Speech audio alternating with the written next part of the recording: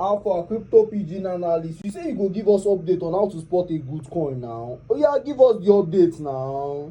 How far, my guy? How dey go for your side? You know wetin this channel dey for. I no need to prolong matter. My guy ask me how we fit spot better coin. How to spot better coin? You know hard at all if you give yourself time to study wetin the coin dey for. You get some coin wey be say once you don hear about am or you see the advert or you hear any influencer talk about am, first go do your own research.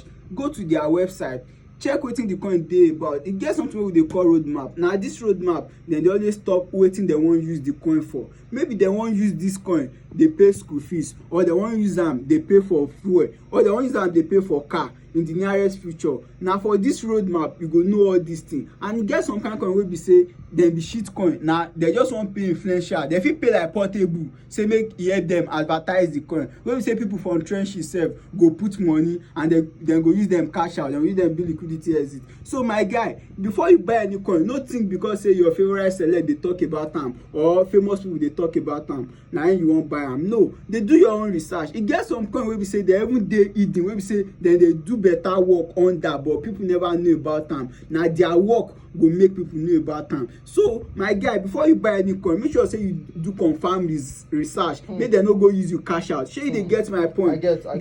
Because I talk about coin now, you come think say you trust crypto Pidgin analyst, you go put your papa and mama money, you go put your house rent money. Guy, you go sleep on that bridge because you know if you come meet me for my house. Wow. So na so e be for this crypto space. Okay. Because this crypto space be like business. No be all business go stay for long, but the one wey dey concrete, wey dey legit, go still dey for the future. Shey you get my point? How far? Talking about that bridge, house rent don expire. Guy, na true.